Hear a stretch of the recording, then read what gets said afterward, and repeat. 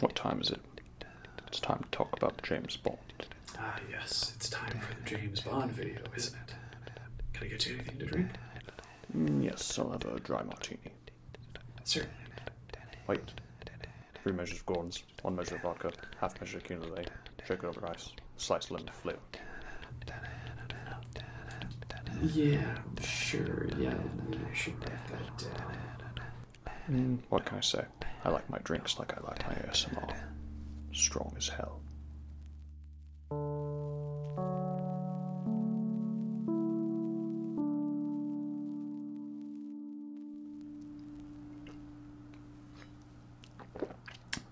Perfect. I'm gonna have to come up with a name for that. Okay, don't worry, I'm not gonna do the whole video in my terrible Daniel Craig impersonation. But yes, hello everyone, and welcome to the ASMR review show.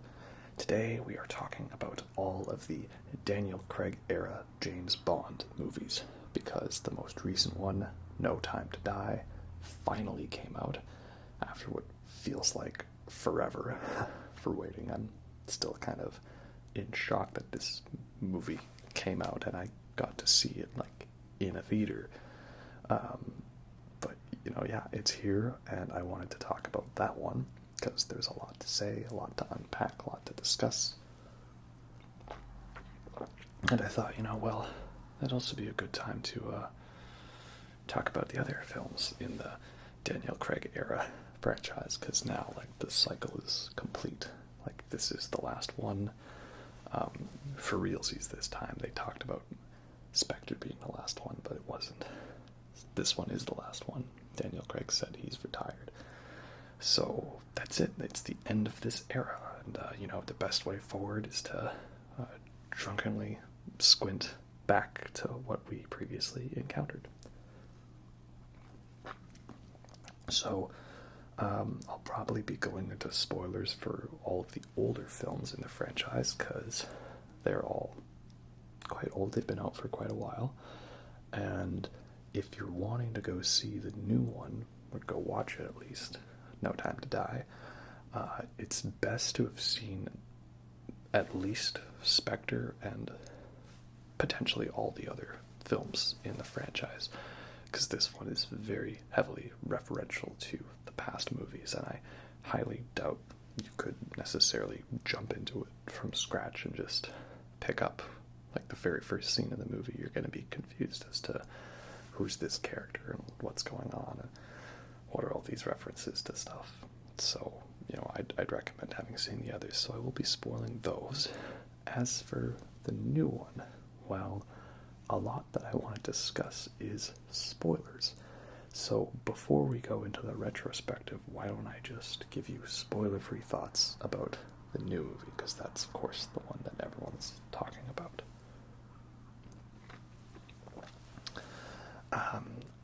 I really enjoyed it. It's really good.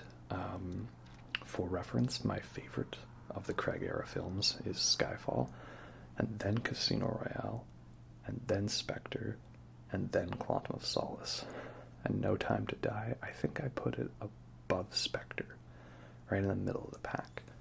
It's a well-done film, very intense, lots of great action, lots of good character moments.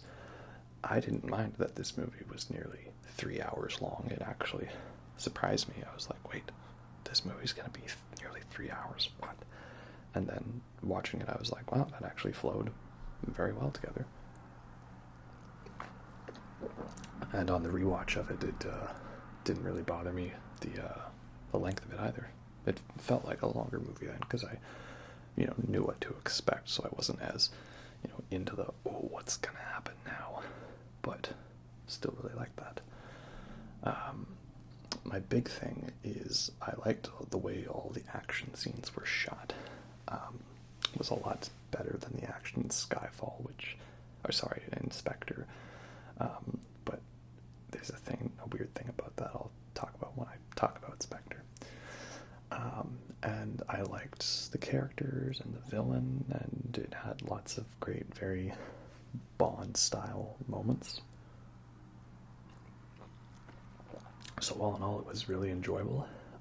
The thing I will say is there are things that occur in this film that for some people are gonna just basically be like, nope, nope, nope, I'm head out, nope, I'm done. But for me, someone who likes seeing new things in long-running franchises and wants to see interesting developments, I appreciated the more risque moments in this franchise, in this film.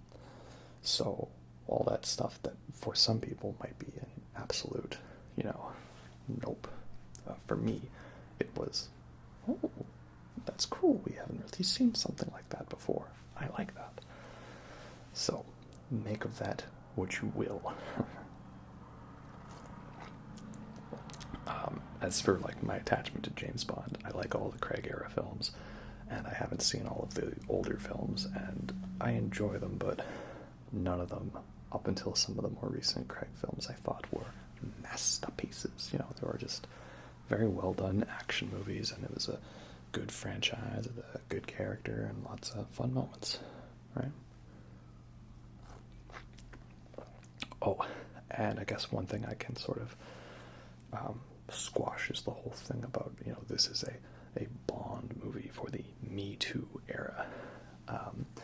And obviously some people thought, oh, what are they going to do? Make Bond gay or do something like that? And no, it just means that he's not going to do something as despicable as porking a widow on the day of her husband's funeral like he does in Spectre.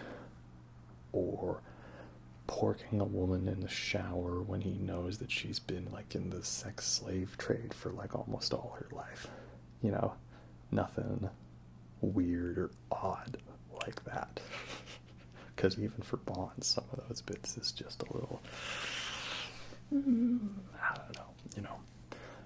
So this just means in this new film is he doesn't do anything as crazy and out there as that. I'm like, yeah, that's fine.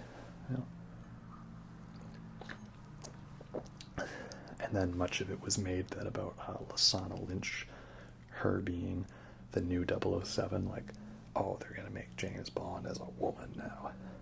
No, it just means that he, at the end of Spectre, he retired. No Time to Die, he's retired. And so while he was retired, they gave the 007 code name to a new person, who is Lashana Lynch's character, Nomi, right? That's it. Right? It'd be like if you were at a job and you did the job very well, but then you quit your job, would you just be expecting this workplace to then never hire someone in your spot and just hope the situation gets sorted? I know he's James Bond, but that's just the logic there. So that didn't really bother me either. The important beat by beat bits for this moment is going to get into spoilers, so let's now go back to the beginning. And No Time to Die has my recommendation, with the caveat that you have to be prepared. There'll be some moments and things that are new for Bond and different, and depending on how you feel, you may like it, you may not. So anyway, but back to the beginning. We're going back to the mid-2000s for Casino Royale. This is the first Daniel Craig era James Bond, and there was a lot of interest around it. I mean, people were really hating the idea of this Daniel Craig guy as James Bond. They were calling him James Blonde. He can't be James Bond. What's this going to be all about? And it opens without a gun barrel sequence, and it's all in black and white. And it's kind of interesting. It's very mysteriously shot dark, and there's this throwdown in a bathroom that's quite brutal. And you're like, oh, okay, this is interesting. What's this all going to be about? And then this scene is basically James Bond getting his 00 status confirmed because he has to take 2 kills, right? 2 kills to become certified 00. And one of these kills is this sort of important business guy. I don't remember all the details, but there's a great shot where after he shoots the guy, there's like a quick little frame of this picture of his family. And it's just a few frames. You might not have noticed it, but your brain did. And just kind of highlighting the sort of connections of everything, a bit more of a groundedness to it. And then it cuts back to this bathroom fight where it turns out this guy he thought he killed isn't dead. So that guy goes to grab the gun, and then all of a sudden it cuts to the gun barrel sequence. Craig turns around, shoots him, gun barrel sequence, and then music kicks in. The song is You Know My Name by Chris Cornell, and oh man. Not necessarily my favorite James Bond song. That goes to A View to a Kill, because Duran Duran. But that intro is like easily one of the best intros. The way the gun barrel sequence is naturally incorporated, and that music kicks in, just gets you like, all right, let's go for a ride. So Casino Royale was kind of an attempt at making Bond more grounded and gritty and realism, similar to Batman Begins did with Batman, Dark Knight, and all that stuff. That was kind of the style of the 2000s, gritty and dark and real. And for some films it worked, for others it did not. But I think here now they did a really good job with it. It's a Bond film that kind of plays off the Bond stereotypes, and it's also quite unconventional in its structure. Like, really all the big action moments are in the first half of the movie before, like, the main plot even gets started. Because for a good chunk of it it's Bond kind of not really going rogue, but he's off on his own mission, not necessarily on assignment from MI6. And so, there's like this great parkour chase scene with some great explosions and effects, and it all leads to him having this like car chase, this fight through an airport while like planes are landing, and that fight scene is something that most action films would put at the end as the big climax, but here it's in the middle of the movie.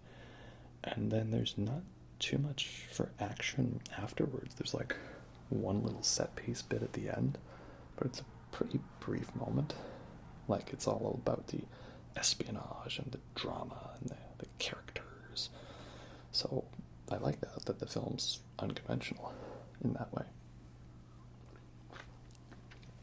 It didn't have to be that Bond was riding a rocket into space to save a space station that was gonna like launch nukes and just, totally radiate the entire planet or anything like that, or he was stopping these missiles. It was just simply, hey, like, I'm gonna try to rescue a girl.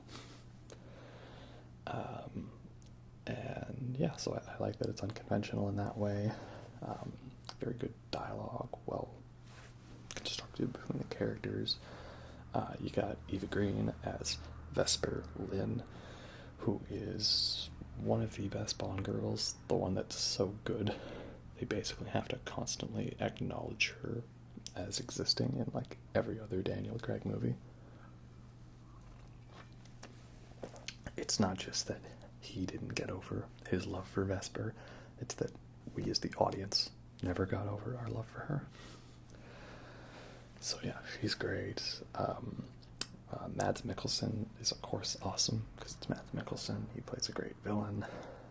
All the poker casino stuff, while some of it is a little far-fetched beyond the realms of mathematical probability, it's still pretty good. And as someone who doesn't know poker that well, like I think you can follow along, perhaps, maybe. Yeah, all in all, it's a really solid movie. Everyone else loves it. Everyone puts it like at least in their top 3 for all the Bond films, and I'm not gonna be any different in that way. I think the only thing I am different is that I prefer Skyfall. But yeah, so great film, of course. Not much more to add there.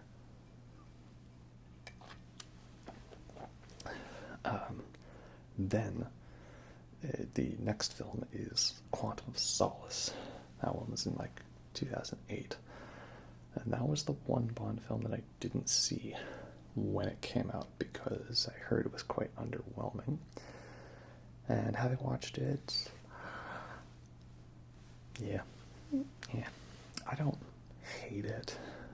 It's just average, and it really feels like they were really digging into the Jason Bourne style, because Bourne Ultimatum had just come out, and I think this was a movie affected by, there was like a writer's strike around the time, so it was like going all over the place in terms of like what the plot and the story was going to be. So it's definitely a weaker film, but I wouldn't say it's bad. It's best watched if you watch it like right after Casino Royale, and you think of it as like an extended epilogue to that film. Because Casino Royale has a perfect ending, right? It's basically like, it's how he becomes the James Bond, right? That's why it ends with name's Bond, James Bond.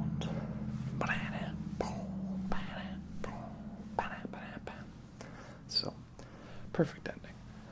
And Quantum of Solace basically is picking up the threads afterwards. He's partially on a quest to hunt down the people responsible for Vesper's death, but he also gets wrapped up in another political scheme.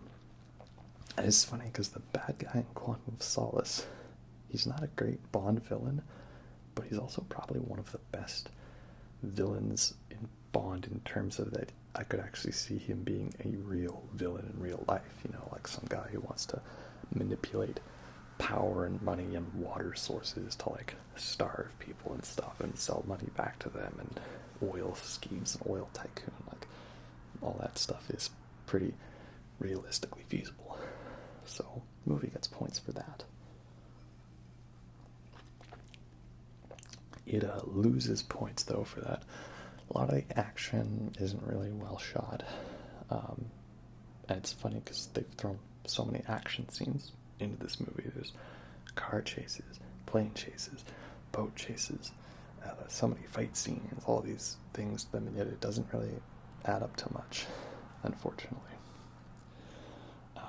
The other thing that's annoying is, like, it's the thing I have to talk about. It's the whole treatment of women in Bond films, because it's been quite a contentious topic over the years, but they did a pretty good job with that in Casino Royale, like specifically having it that like Eva Green was supposed to be naked during a shower scene, and it was Daniel Craig who convinced them all to be like, no, she wouldn't do that, like, we're not going to make this about nudity, right? And then in this film, like, he doesn't just outright ever do anything with the main Bond girl, but there's the secondary one.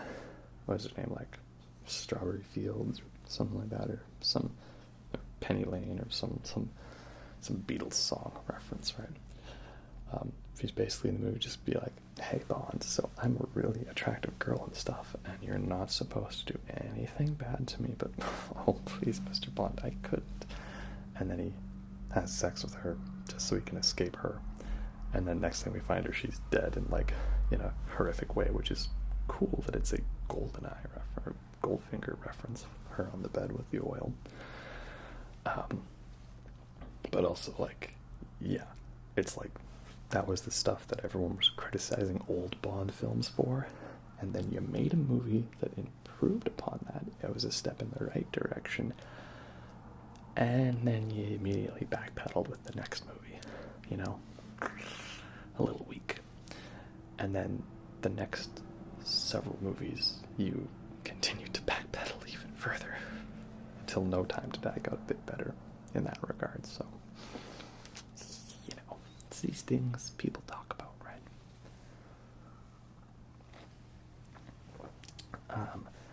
But yeah, I like the ending to this movie. You know, he chooses not to kill one guy who's like Vesper's fake boyfriend, said he can be brought to justice, and he saves this other girl from falling into the same trap. It was quite a nice ending, you know.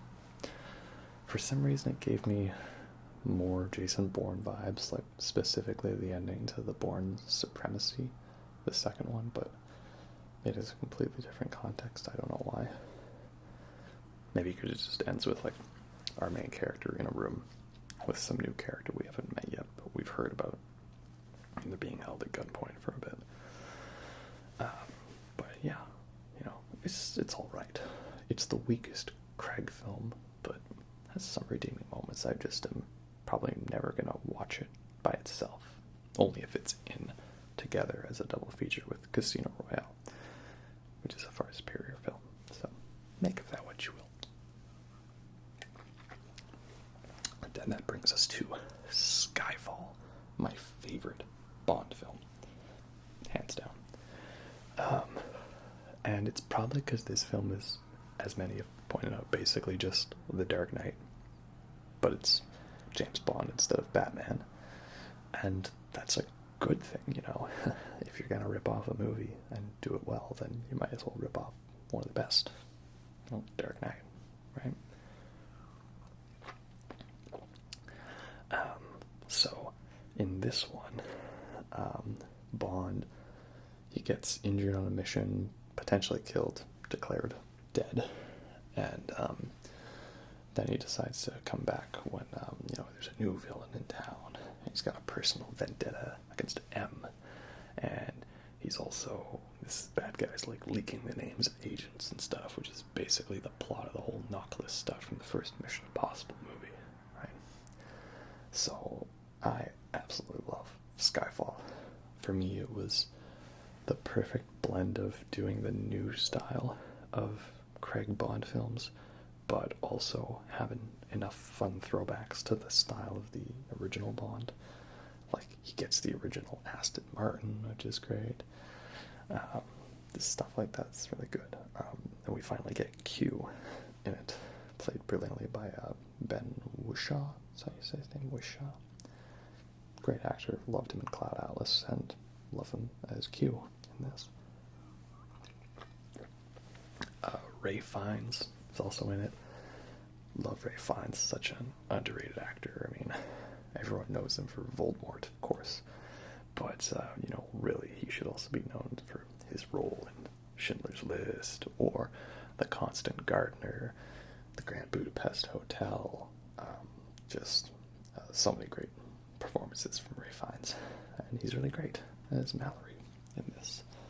And he eventually becomes the new M when Judi Dench's M actually dies. And Judi Dench, of course, is her Dame Judi Dench. Obviously great. Everyone's great in this movie. This one was directed by Sam Mendes, who's he's not really an action director, right? Like, he did American Beauty, which is a really great movie that nobody's going to be able to watch anymore because its lead actor is now just basically living that movie in real life, if you know what I mean. And he also did Jarhead, which is like, what if we made a war movie where there's no actual like war violence in it? And that was a pretty cool one. I think he also did Revolutionary Road, where he got to reunite Leonardo DiCaprio and Kate Winslet from the Titanic era, but I haven't seen that one yet. So all of a sudden he comes on this movie and it's just like, hey, guess what, guys? I can actually shoot action very well. And they got Roger Deakins to do cinematography, and Roger Deakins is one of the best working cinematographers right now. Yeah, he's just great. I'm glad he's finally gotten Oscars for his work in Blade Runner 2049 and 1917, but he should have won many, many times before. So, this is probably the best looking Bond film with the best action moments, and it's just a well-constructed film. It just totally flies by. A lot of great lines that just, I don't know, it's easy for me to say when I don't like a film, because I can point to this moment and be like, this thing here, I did not like it. But when it comes to describing what I like about a film, is it's like, well, like, all of this, and all of this, and this bit over here, and this bit over here. And it's a little difficult, you know. I don't know, that whole final action scene at the Skyfall Ranch, fantastic. It's like Home Alone, but James Bond. explosion where the house blows up. One of my favorite explosions in a film. It has not one but two train-based action sequences. It's got that terribly cold one-liner he says. So I mentioned that there's the one Bond girl who's like sold as a sex slave, and he gets with her in the shower, and like, I guess it's consensual, but still feels a little icky, you know. And then she's basically in the movie to be like, all right, Mr. Bond, I will take you to this area, and now the bad guy is going to kill me because I'm the damsel in distress. And females have a very short life expectancy in this film franchise. And so he does, you know, Silva, Javier Bardem. So good in this movie. He does kill her, right? But Bond, you know, he's trying to be suave, right? He's like trying not to let his enemy get to him, so he uses a little humor as a defense mechanism, which I can relate to. It's like, I win. And the boss is like, it's a damn good waste of scotch. I'm sure Connery would have been proud of that style of line.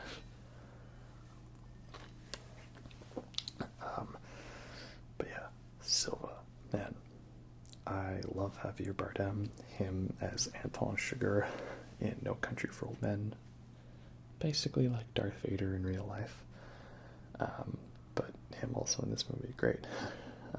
You know, he just has that long monologue where he walks the length of the room. You know, the rats, they no longer eat coconut. They now only eat rat. And that bit where he's like trying to make Bond uncomfortable by like feeling him up. Bond's just like, what makes you think this is my first time? And the reaction that Scylla has, it's a quote that I use a lot in real life, and he just backs away like, oh, Mr. Bond. So great. Like, it's not something they've done yet. I always thought it would be funny if, like, Bond had to seduce a guy in a movie, right? Because it's always an attractive lady, right? It's like, oh, piece of cake, been there, done that. So, it's not exactly him having to seduce a guy, but, you know, it is just him being like, I'm not bothered by your advances. You know? So, I thought that's pretty funny. So, Skyfall, really great movie. Best looking film, best action, just my personal favorite Bond film. I can just throw that on and watch it whenever, you know, it's effortless for me.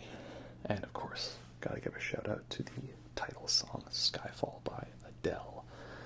I'm not the biggest fan of Adele. A lot of her music is a little too samey in style for me, but I can't deny she has a great voice. Her work with producers is always well done. And there's a very epic feel to this song, so it's really great.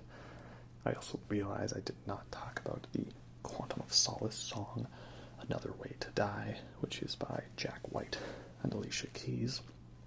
That song gets a lot of hate, and I don't really see why. I think it's a perfectly serviceable song, and it works well. I think perhaps the hate could be that it's in a lesser Bond film. So, make of that what you will. And the last Bond film to cover before we get into the No Time to Die spoiler talk is Spectre. This is one I was hugely hyped for because it was the same director as Skyfall, Sam Mendes, and we all know how well he directed that film. It was a different cinematographer, Hoyt van Hoytema, who has done other great films such as Interstellar and Dunkirk. And all the pieces were in place for this one. It was going to have Christoph Waltz as the bad guy, and Dave Bautista as the muscle, and Monica Bellucci as a Bond girl, and Léa Seydoux. So everything about it was just like perfect cast, perfect directing, everything. And it was pretty good. I guess that's the thing. Oh, man. This is going to be a tough one to talk about for me because, like, I don't want to judge a film based on how good it should be, based on who's involved in it, but that is a pretty crucial part of my thoughts on this film. And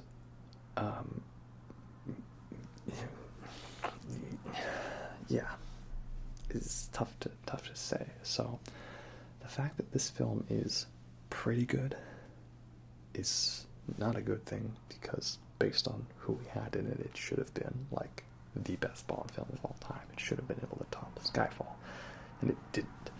And therefore, it leaves a sour taste in your mouth. That, you know, you were expecting something better, and you didn't get it, but therefore it feels even worse than it is, even though it isn't actually that bad.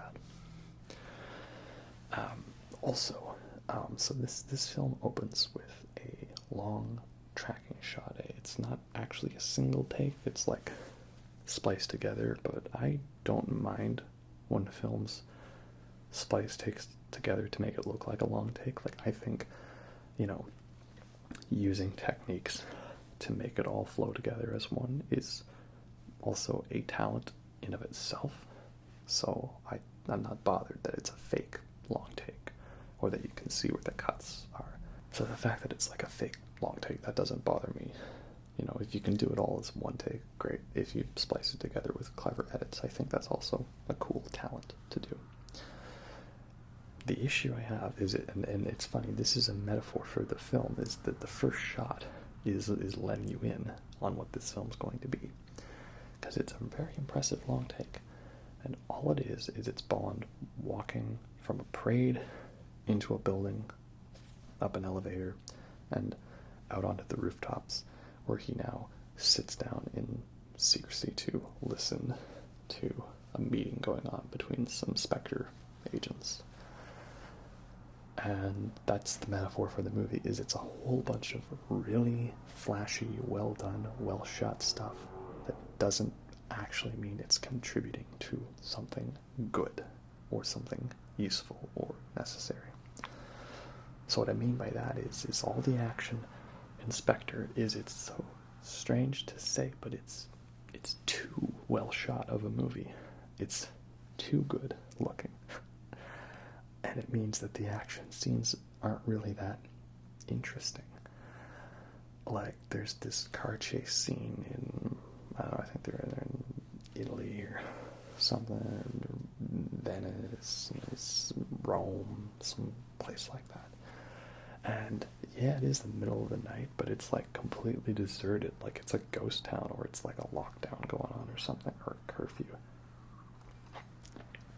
So it's just a bunch of wide shots of two cars, one driving behind the other car very fast, and it's not like they're shooting at each other. They're not using gadgets at each other, only until the very end. There's even just a phone call conversation going on. Bond's very nonchalant about it, so it's kind of like you're not really invested in the scene. You're not on the edge of your seat.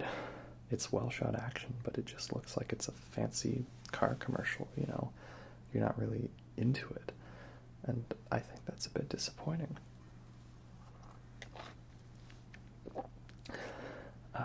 Or like there's a bit where there's this chase scene in, I don't know if it's the Alps, like some snowy mountains, where they are. More European places, right? And so Bond is like flying this like plane, and he flies it down through these trees, and like the wings get cut off of it, and it's like flying through, and he's chasing these cars, and it's like he's chasing these guys because they have this girl, and he needs to get to them, or else something might happen. They're not going to kill her, but I don't know, he needs to get them because reasons. Like, again, it's not a scene you're really invested in. Bits like that, right? I know it's such an odd thing to complain about, but it was a thing I noticed. I was like, these scenes are all so well shot, but it doesn't make it interesting to follow. Like, you should have some sort of investment in a action film with action scenes and action set pieces, and this film just didn't do that for me. It's very odd. Like, if there's hand-to-hand combat, those scenes are good. It's just the vehicle chase scenes, right? It's like, just because you can do a really nice wide shot and make it look good doesn't mean it's actually going to contribute to the scene being interesting to watch. I'm not saying that they should have done more shaky camera close-ups or anything like that. But like there's a fine balance in there somewhere. And Skyfall had that balance, and this film just didn't have it. So I know, such an odd thing to complain about, but I can't help notice it. Or like the opening scene I talked about, right? So the long shot, he's on the building, and then an explosion happens, and now he's chasing this guy who's like a member of Spectre. And I get, for realism's sake, why you would show Bond chasing the guy through a long street to get to the center of this parade area where he gets onto a helicopter. But all it really adds up to is it's like several minutes of him just running through a crowd and then seeing the guy run ahead of him, and now he's running through the crowd and he sees the guy ahead, and like nothing different happens to elevate that scene. I get why they would detail the run from one building down a street to an open area, but for continuity's sake, but that doesn't make it interesting to watch. Once he gets on the helicopter and fights the guy, that's pretty cool, but yeah, I don't know, I'm puzzled by it every time I think about this film. It's an enigma to me. It's a great big mystery, because I like movies that are slow and aren't rushed, and I like films that have well shot action, but something about this film, it doesn't click for me. A lot of people complain that Christoph Waltz isn't in the movie very much. He's in there as the head of Spectre, who turns out to be Blofeld, reference to the older films. And I don't know, he works great in every scene he's in. He's like deliciously over the top, so I liked him. It was me, James, the author of all your pain. Right? But he's great. The thing about them being, not blood brothers, but adopted brothers, I don't know, it didn't upset me as much as it did some people. I do find it a little silly that like Austin Powers was a Bond parody, and now the legit Bond films are taking influence from the Bond parody. But what I liked is they didn't do it in the style of Star Trek Into Darkness. That's a bit of a spoiler coming up for that movie also, but the whole thing that Benedict Cumberbatch is secretly Khan, right? The way they do that is they basically make it like oh, he's Khan, and everyone's like, oh, that's a big thing, even though none of these people should know who Khan is. Like, it's not, they make it big for the characters when it's big for the audience and not the characters. Also, they tried to hide it like it was some big clever twist, and come on, JJ, you've never done a cool plot twist in your life. I enjoy some of your movies, but come on, man, that was so obvious from the first trailer. But in this one, right, he's like, the man you're talking to is a Stano, whatever his name is, Blofeld. And Bond's just like, it's got a nice ring to it. He's just like, okay, that's your name, whatever. So he's great in the movie. Monica Bellucci in the movie. I mean, Monica Bellucci is, Monica Bellucci. But it's such a small role in the film, and basically she exists so that Bond can pork an older woman on the day of her husband's funeral. And it's like he's like seduces her and stuff so she can tell him where the Eyes Wide Shut meeting is.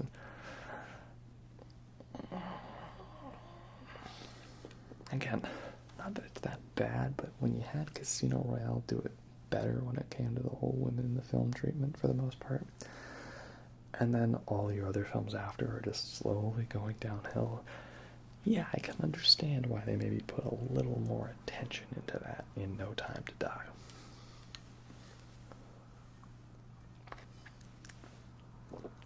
Dave Bautista. He's good in the film. He works as a muscle character. He's only got one line, but it's a good line. So I like him. He works as the muscle. Leah Seydoux is in this. She's a bit of a fragile character, but she's not that fragile. And she's also good, though I do think it's funny that, Bond's like to Mr. White, like, alright, fine, I'll protect your daughter. He's like, yes, protect my daughter. He's like, I'm going to protect her with my reproductive organs. Yeah, it's a little odd that he says, I'm going to protect your daughter, and then he ends up just getting with her.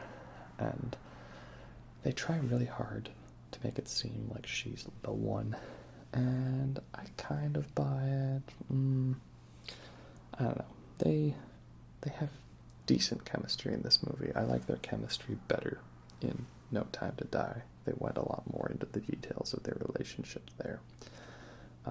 Still not as good, though, as his chemistry with Ana de Armas in that movie, but, spoiler alert, Ana de Armas is the best part of a movie she's in. What? Next you're going to tell me that, like, Florence Pugh is the best part of a movie she's in, or that the best part of the movie was when Jeff Goldblum was in a movie. Like, what? I know, crazy, right? So, yeah, it's a good film. It's got cool moments to it. It is very well shot, but it's a little too well shot. And I know it's such an odd thing to say. I can't really describe it in any other way. That's kind of how it is. But yeah, then there's the song. I haven't talked about the song, The Writings on the Wall, by Sam Smith, which wasn't originally going to be the song. It was going to be a song by Radiohead called Spectre. So I'm automatically a little bit against the Sam Smith song because it's not Radiohead, whom I really love. Radiohead's great. And I like their song better. But I have to give a lot of credit to the main theme for this song, which is used throughout the score. That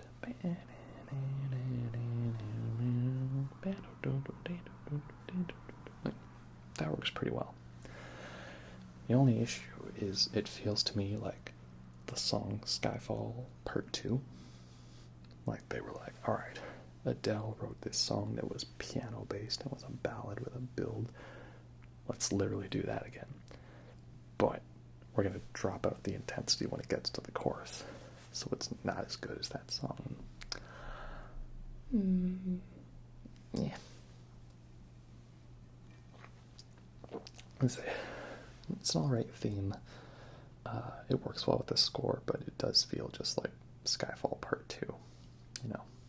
And I like the more upbeat rock songs for Bond music. Well, almost done with the Vesper here.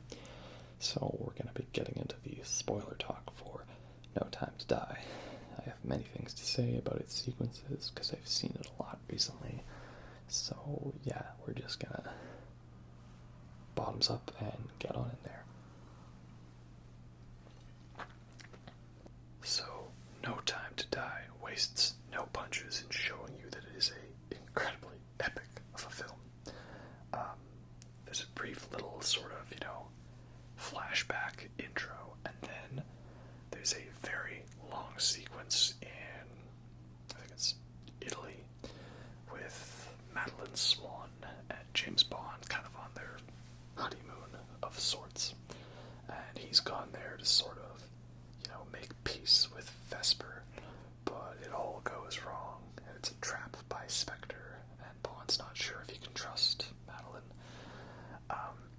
And it's a really great action sequence, like right off the bat, a very nice car chase that's filmed in a much more intense way than the stuff in Spectre was filmed, so I like that. You get to see the Aston Martin in its full glory, and the score, oh man, so they got Hans Zimmer to do the score for this movie, and man, people like to rag on him a lot, but he really brought his A game to this one. And later on in the film, he kind of uses some soundtracks that kind of feel like a callback to like the Modern Warfare Call of Duty stuff. Like, yeah, great soundtrack all around, very intense and bombastic. Like, I don't know, in my mind you can never have too much score, right? Some people don't like it, but I like it, just all of the music all the time for me. And then it ends with Bond basically saying goodbye to Madeline and putting her on a train. And it's like 20-something minutes into the movie when we get the title sequence. And I remember thinking, like, are they going to do the thing where, like, the credits are at the end? And, like, no, it's just got a really long intro. And already you're getting the feels go on. And that's how you know this is going to be an epic movie. And I love that the titles start off with, like, the colored dots, like the Doctor No credits. Very nice homage. And the song is No Time to Die by Billie Eilish. Now, I'm not the biggest fan of Billie Eilish. I mean, her music, it's just not really for me. I like a couple songs, namely Oxytocin and Happier Than Ever. Those two off her most recent album were actually pretty good. So I think I do have to at least pay attention to what she does to see if it's good. But I'm not the biggest fan of her style. That's no disrespect to her personally, you know, it's not really for me. I do think it is totally annoying that, like, people were, like, creepily hitting on her when she was a minor, to the point that she wasn't feeling comfortable showing her body or anything like that. So yeah, that was all kinds of messed up, you know. And so I'm glad that now that she's of age, she feels more confident in, you know, being who she is. So that's good, you know. So I don't really like her music that much, but her as a person, it sucks what she's been through. But this song, No Time to Die, is actually really good. I remember I didn't care for it much when they first released it ahead of the first time that this movie was going to come out. Because I felt like, oh, it's just another Skyfall, you know, emotional piano song that has a build at the end. And yeah, it is annoying that for the last 3 Bond movies we've gotten essentially the same style of song. Like, I would have liked if we got something more, switching it up a little different, but, you know, Skyfall blew everybody's minds, and so then they had to keep doing it, I guess. And, you know, if you're getting Billie Eilish to do it, then it's definitely going to be a slow, melancholy song. That's, like, kind of her style. But in the context of the film, this song actually works quite well. The visuals for it are spectacular. Lots of imagery foreshadowing the movie, but also stuff that is referencing past films. So that works very well. And the best part is, much like Writings on the Wall, the score for this film incorporates the theme from the title track into the score throughout the film. And it's a good theme, you know, it's very simple, just a little ascending thing.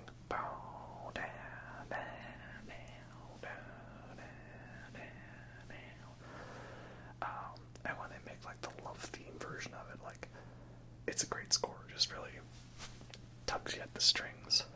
So I wasn't a fan when I heard it the first time, but when I saw the film and I was like, alright, let's see how it works in context. Now I'm like, okay, yeah, you know what, I'm sorry I doubted you, Billie Eilish, you and Hans Zimmer, you guys did good. And I guess the part I'm not a fan of is how once again we have another Bond film where he's retired in some tropical place and decides to come out of retirement for one last mission. It did feel a little repetitive of stuff from, like, Skyfall, because he does a similar thing in that movie. So that sequence, also quite a long sequence of him getting back into action, but again, they want to make sure all the motives are justified and nothing's too rushed, so I guess I was okay with it.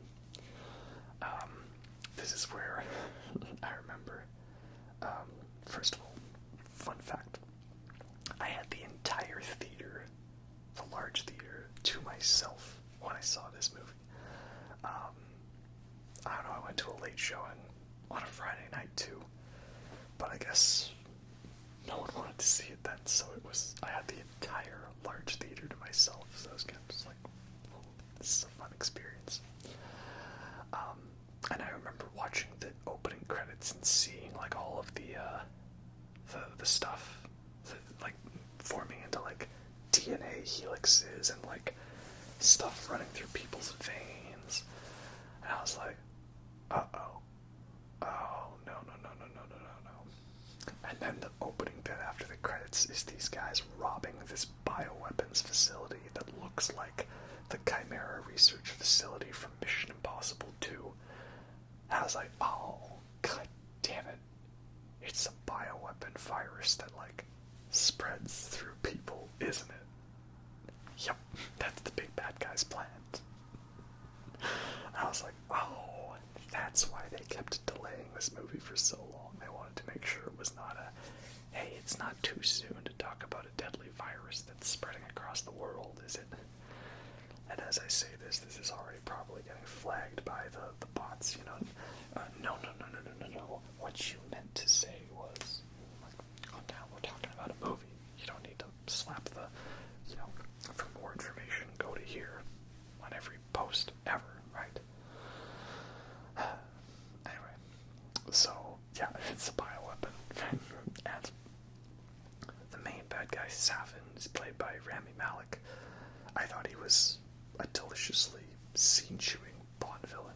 You know, I'm a Bond villain and I'm going to make monologues about things. Time, Mr. Bond. I could be speaking into a mirror. Like, I love all that over-the-top stuff. So, he's great.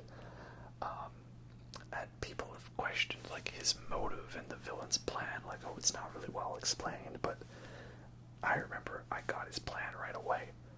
Because it was something I've been saying for the past 2 years. For the past 2 years, every time it's like, oh yeah, such and such people decided the best thing to do right now during a pandemic was like block hospital entrances, or oh, we have this, you know, this vaccine that's readily available, but people don't want to take it because, I don't know, it might protect them from a disease that we know severely harms or kills people, but it might not, so, you know, may as well take our chances. Anytime I hear a story like that, I jokingly say, oh, that's it, free will was a mistake. You know, shut down the simulation. You there, running the simulation, can you shut it down? If free will is a mistake, take it away. That's a joke, obviously. I don't really want free will to be taken away. Otherwise, I wouldn't have my opportunity to rant about films on my channel, right? But it's a joke I like to make, you know. No, free will is a mistake. Whatever higher power there is, shut it down. We don't want it. It's been a joke. But then I guess the bad guy in this movie heard me say that and thought, yes, that is a good plan. People want to be controlled, so I will give them something to fear. Me as the god of the new world, my poison garden. So that's his plan, is basically, free will is a mistake. I need to control everybody. People want control, they want leaders. So, for someone who you know, has been saying that for the last several years, I got that plan instantly, and I was like, decent plan, you know, I think I can get behind that. Not actually. So that's his big master plan. And then Ana de Armas has a scene in the movie, and she's fantastic, of course. You know, I love how she starts off thinking like she's this awkward, ditzy kind of girl, and you think, oh, she's gonna like adorably screw something up. But no, she's just got a little performance anxiety, but she's just really passionate about her job. So that was a nice subversion of expectations. So she's great. I also like how she starts like taking off Bond's shirt, and his first reaction isn't like, alright, sure. His first reaction is, don't you think we got to know each other a little bit more first? Right? So it's like a playful full play on the whole typical Bond girl situation. Right? I mean, it doesn't fully make sense. Like if first of all, Blofeld's got a bionic eye, and I'm guessing like his eye that was damaged and scarred is in connection with the eye that this Cyclops guy has, and that's how he was sending messages to the Cyclops. Because they said, like, we've recovered Blofeld's bionic eye. But, like, later on in the film, we see this Cyclops guy has his eye. So, I'm guessing there was two eyes, and he uses one to communicate with the other, and his damaged eye was the bionic eye. That's why it's just gone. Like, okay, nobody thought to, like, scan him to check his eye, like, you know, cavity search or something. But, like, this is Blofeld's plan was, okay, yes, I'm Christoph Waltz, and what I want you to do for Spectre is I want you guys to infiltrate a top-secret research facility and steal a highly dangerous bioweapon there, coded specifically for James Bond alone, and then get him into the center of this eyes-wide-shut-like party, and then release the bioweapon so it kills him, horribly and painfully, in front of all of Spectre.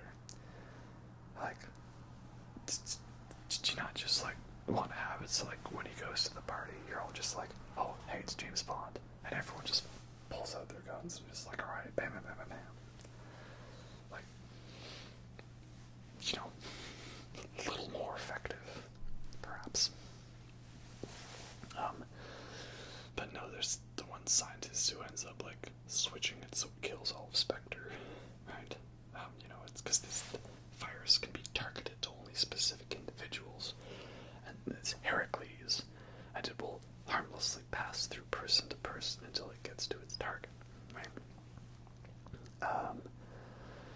Also, say what you want about this movie, but it has a scene where, like, Bond grabs a tray from a waiter, takes the martini off of it, and then throws the tray to subdue a bad guy.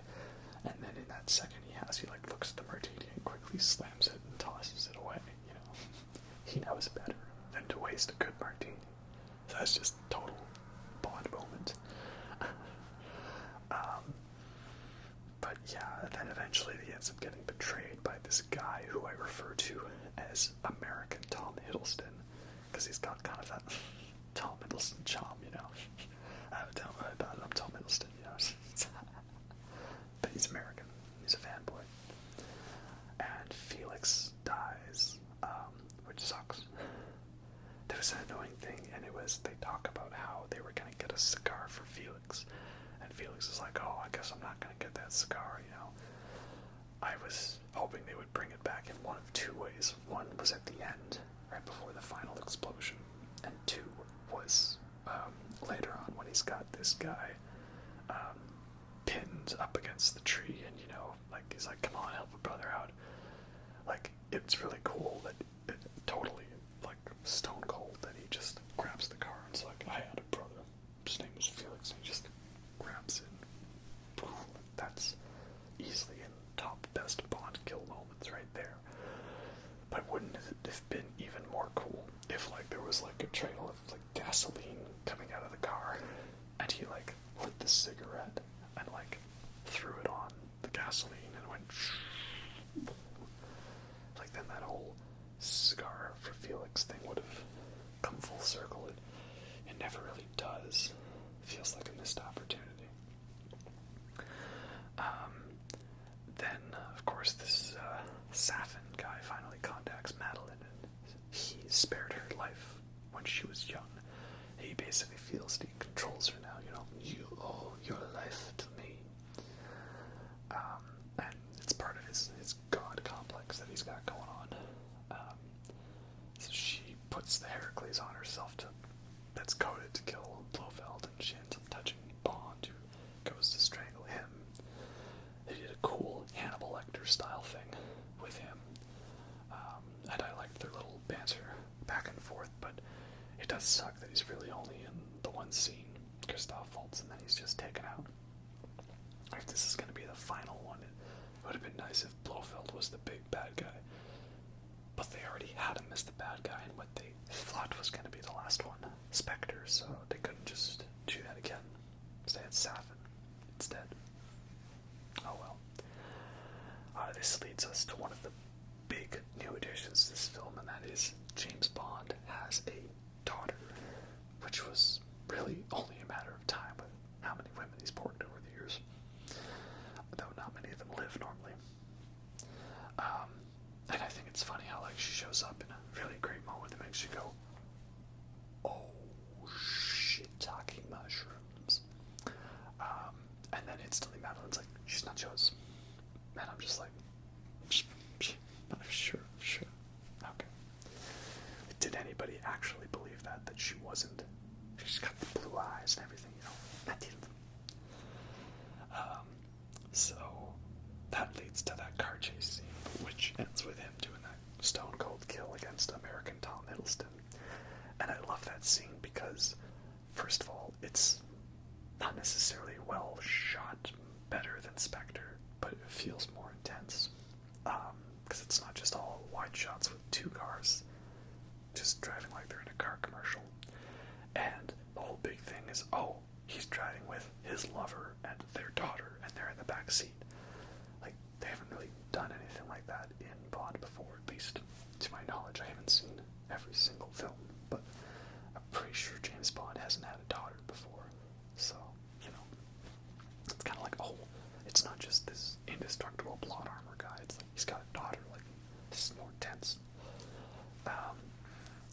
And then Safin proves, you know, he's like very evil by like separating mother and daughter, and like, I'm going to show you my poison garden. This is what makes you behave, so that you are never ever bad. Great score again by Hans Zimmer there. So all leads to this final battle on this island. I guess I could mention here the director is Cary Choji Fukunaga, right? Cary Choji Fukunaga. Who I don't really know much about his stuff, but I guess he did some stuff in True Detective, which I haven't seen, but you know, I heard it's good. And yeah, his direction's actually quite well for this movie. I was kind of worried, like, you know, I'm thinking, oh, it's not Sam Mendes, or, you know, it's not a big name director, like some nobody who's, what are they gonna do? But no, give him credit, Cary, you did a very nice job with this film. It's very well done. And the final battle to this film, again, it's also not a really crazy one. It's basically Bond like infiltrating a place and he's like shooting guys, right? It's just running and gunning. But the running and gunning looks better than it did in Spectre. Because like in Spectre, it's just kind of like a long shot behind him and it just goes like ta-da, ta-da, ta-da, ta-da. Like, as honest trailer said, like you're playing GoldenEye with aimbot on. Aim assist enabled or on easy mode. He's literally like one-handing an assault rifle and killing guys from like way far away, but here it's like he's running around, he's getting thrown by explosions and like setting off his own explosions and stuff, and the music's like really intense, like like you just really get pumped, like, oh yeah, let's go, Bond. And there's a moment where they basically do the gun barrel sequence, but in context of the movie, where like he's going down a corridor and a guy shoots him and he just, I was so worried that was going to be a trailer only shot, so when they did include it in the movie, it was just very, very nice. You got that nice one take fight he does up that flight of stairs. A great scene, really, like gives you the sense of scale as he's like ascending the stairs, and like he's having to use dead bodies as a shield. He gets into a close combat fight, and he ends it off with a bit of a predictable but still fun one-liner. You know, I showed him your watch. Really blew his mind. And then we get finally down to the big thing. Is like Bond, he has to open these missile doors, missile silos, so that they can, the Navy can bombard it with missiles and destroy this poison garden, so they can stop making Heracles and stop them from spreading it. But the door doors start closing again after Bond's opened them, so he's running back, and then Safin shows up and starts shooting him, and he's like, he gets hits on Bond, he shoots Bond. It's like, oh, you know what's gonna happen. But Bond gets into a fight with him, and he breaks Safin's arm in like a really, really brutal fight. But Safin smashes this container against his face, and it turns out what he did was he made a vial of Heracles coded specifically to Madeline and Mathilde as insurance policy, and now he's infected Bond with it. So he delivers a bit of an over-the-top monologue about how now Bond really, he can't see anyone again. Not just he can't see Madeline and Mathilde, but if he sees anyone else, like, he'll see them, they'll see a person and another person, and then Heracles could theoretically travel through all these people to eventually get to Madeline and Mathilde. So he realizes now that he has to sacrifice himself. He can't leave the island, as Heracles is now a part of him, and he can't get rid of it. And this is another one of my favorite Bond kills, is Safin, he gives this big monologue, big speech like, yes, I have won. And Bond, he just stands up and he kind of just shakes his head. He doesn't even look at him and just blam, blam, blam, blam, blam. Walks away. It's so cold and brutal. He's like, no one-liner, no funny quip, no comeback. Just basically, I don't care, screw you, blam, blam, blam. Like, stone cold. I love it. It's so brutal. And then this is the part where Hans Zimmer comes in and is like, oh, what's that? I'm just gonna start chopping the onions in here, because the track is called Final Ascent, and it's like some of this other stuff, but it feels a bit unique here. It's this very emotional build as Bond is like climbing up just to get one last view and to be able to have the radio reception to call Madeline. Earlier in the movie, he's like, we've got all the time in the world. And he says to Madeline, you've got all the time in the world. And she has your eyes. I know. And, oh, damn, Hans Zimmer is just tugging your heartstrings out. It's an emotional sacrifice. I mean, I know some people are going to automatically hate the fact that James Bond dies, right? Like, James Bond dies, and he has a daughter and stuff, and he's monogamous. Nope. But for me, I liked that. That was cool. It was something new. It was something different. Something to shake up the formula.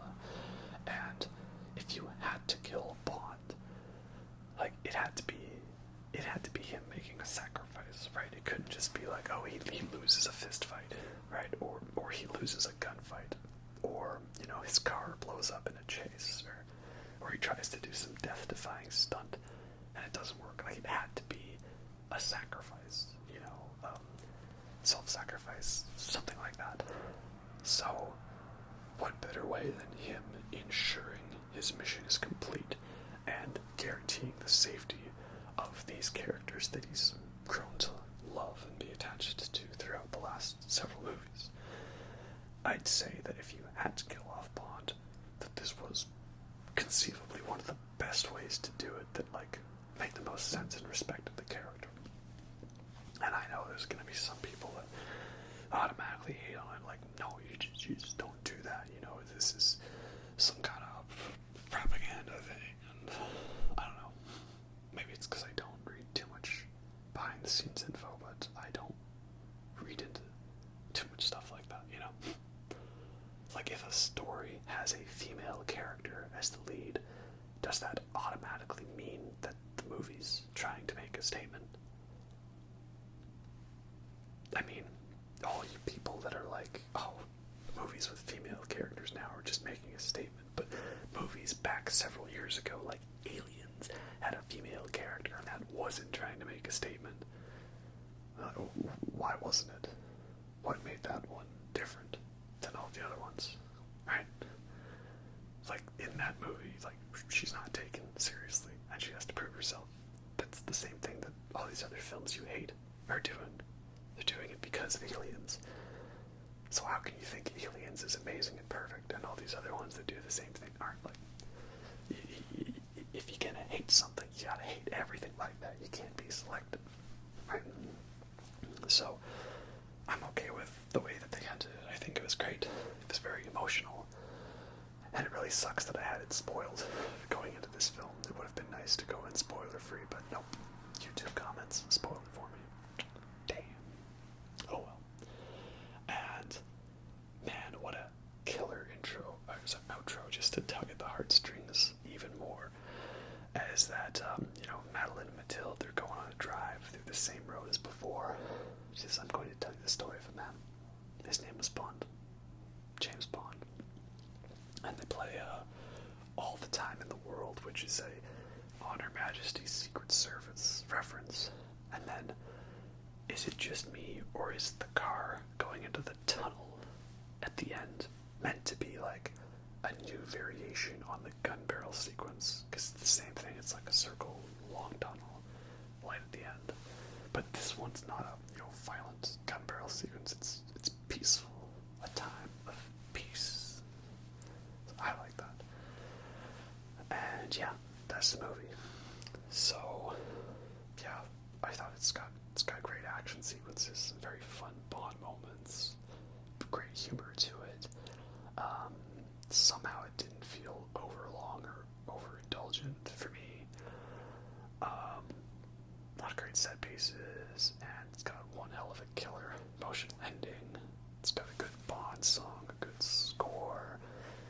It's well shot, well acted. Like, yeah, I'm actually really happy that I think this movie was worth waiting for. Because, when the trailers were coming out, I thought, like, oh, it could be good.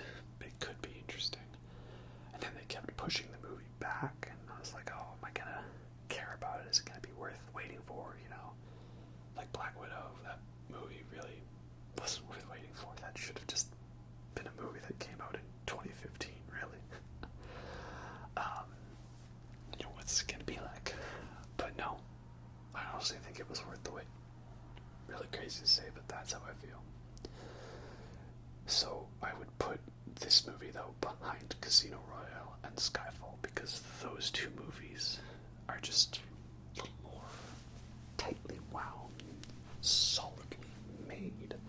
This one's got a few little tweaks and threads here and there that need to be hammered out a bit. But it's mostly a solid movie, I don't like to do tier rankings or letter grades or anything, but like if you had to do that, I'd give like Casino Royale and Skyfall like 9s or 10s, and that makes this movie more of an 8. Or if Casino Royale and Skyfall are S tier, then this is more of an A tier. If that's a good comparison for you. So yeah, that was No Time to Die, and it's the end of the Daniel Craig era James Bond films. So at this time of filming, I don't know who's going to be the next Bond. I mean, Idris Elba would be great. Henry Cavill could also be great. Plenty of great options out there. I'm looking forward to see what they do next. Yeah, that's about that. So, I don't know. Hopefully you've enjoyed these movies. I mean, I enjoy pretty much every one of them. But then again, maybe it's because I'm not as overly attached to Bond as a character as some other people, I think some people who are like, Connery and Roger Moore all the way, and they know all the movies and everything like that. Perhaps this one and these new ones might feel a little off-putting to them. But, I don't know. I really dug it. It's a great action movie. That's for sure. Anyway, I think that's about all I've got. So, you have yourselves good night. Thanks for watching.